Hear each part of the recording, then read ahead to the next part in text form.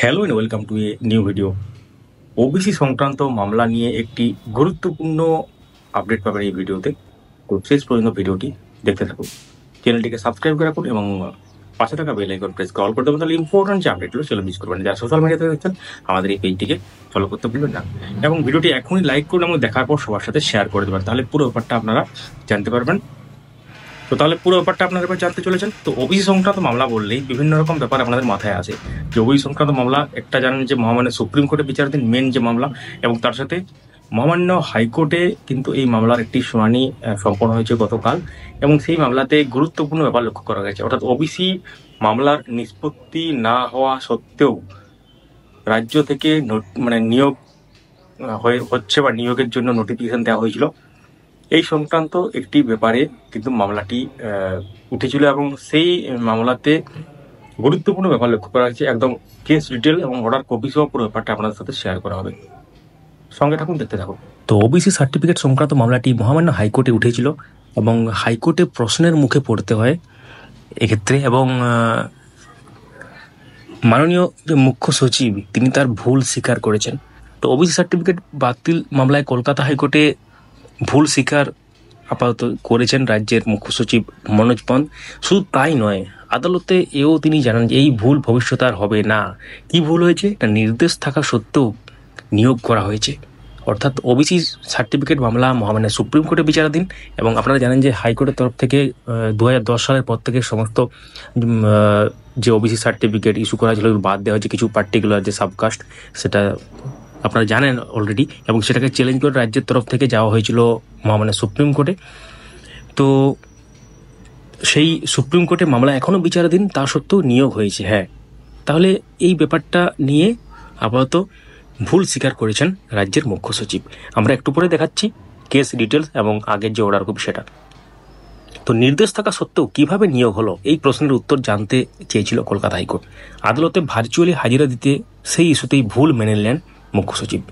তো 2024 সালের 22 মে হাইকোর্টের বিচারপতি মাননীয় তপব্রত চক্রবর্তী ও মাননীয় বিচারপতি রাজাশেখর মান্থার ডিভিশন বেঞ্চ নির্দেশ দিয়েছিল 2010 সালের পর থেকে সমস্ত ওবিসি সার্টিফিকেট বাতিল হিসেবে গণ্য হবে। কিন্তু অভিযোগ ওঠে সেই নির্দেশ অমান্য করে রাজ্য সরকার ওবিসি সার্টিফিকেট ব্যবহার করে নিয়োগ প্রক্রিয়া চালাচ্ছে।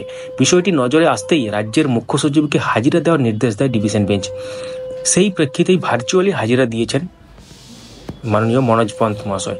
এই মামলা আইনজীবী সুবীর সান্যাল দাবি করেন যে রায়গঞ্জ ও বাঁকুড়াতে নিয়োগের ক্ষেত্রেও সংশয় তৈরি হয়েছে। আদালতের রায়ের ফলে অনেক ক্ষেত্রে ধারণা তৈরি হয়েছে যে নিয়োগের ক্ষেত্রে এর কুপ্রভাব পড়বে।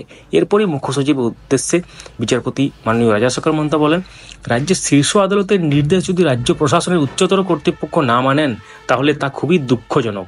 আপনি সবচেয়ে বড় আধিকারিক আর আপনার লোকেই নিয়ম মানছে না, এটা আদালতের খারাপ লাগছে, আর এইভাবে আপনাকে আদালতে হাজিরা দিতে বলাও দুঃখজনক ব্যাপার।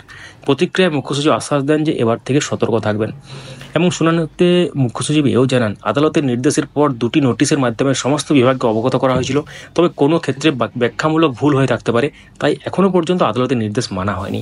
তবে সংশয় নেই যে আদালতের নির্দেশ কার্যকর না হওয়া পর্যন্ত কোনো নিয়োগ হবে না। মুখ্য সচিবের বক্তব্য শোনার পর তাঁর বক্তব্য হলফনামা আকারে জানানোর নির্দেশ দেয় ডিভিশন বেঞ্চ।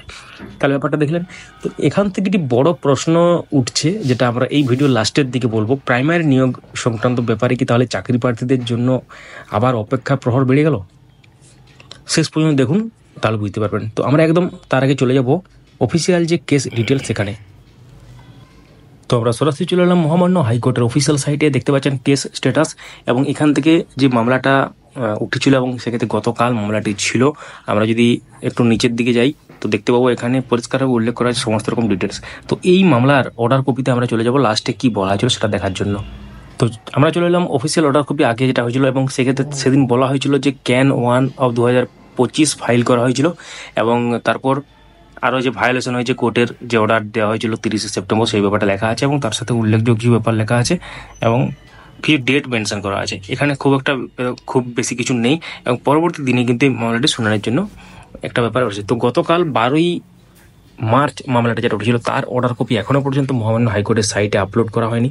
তো যখনই আপলোড হবে আমরা আমাদের টেলিগ্রাম চ্যানেলে শেয়ার করে দেবো। আপডেট মাস্টার 4 লিখে সার্চ করুন, টেলিগ্রামে পেয়ে যাবেন, ডেসক্রিপশনে লিঙ্ক আছে, সেখান থেকে জয়েন করতে পারেন।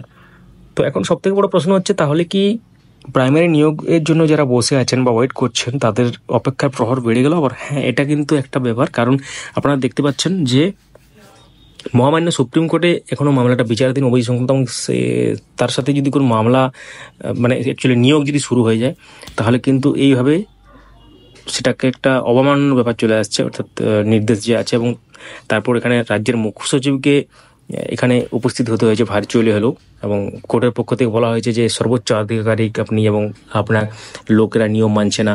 তো এগুলো শুনতে হচ্ছে, অর্থাৎ রাজ্যের তরফ থেকে কোনো রকম নিয়োগ সংগঠিত হবে না বা নিয়োগ প্রক্রিয়ার নোটিশও আসবে না যতক্ষণ না পর্যন্ত ওবিসি সংক্রান্ত মামলাটা মহামান্য সুপ্রিম কোর্টে নিষ্পত্তি হচ্ছে। মানে ব্যাপারটা বুঝতে পারছেন? তাহলে এখন আপনাদের ওয়েট করতে হবে ওবিসি সংক্রান্ত যে মামলাটি আছে সেটা নিষ্পত্তির জন্য, এবং পরবর্তী ডেট কবে আছে সেটা আমাদের চ্যানেলে যারা ফলো করেন তারা জানেন অলরেডি। ডেটটা আপনারা কমেন্টে লিখতে পারেন, যারা আমাদের আগের ভিডিও দেখেছেন, তাহলে আমরা বুঝতে পারবো যে কারা কারা ব্যাপারটা খেয়াল রাখছেন।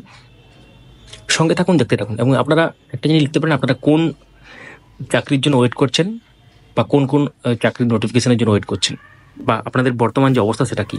তো তাহলে আপনারা দেখলেন পুরো ব্যাপারটা। ভিডিওটা লাইক করুন, শেয়ার করুন, মূল্যবান মতামত কমেন্টে জানাতে ভুলবেন না। Thank you so much for watching.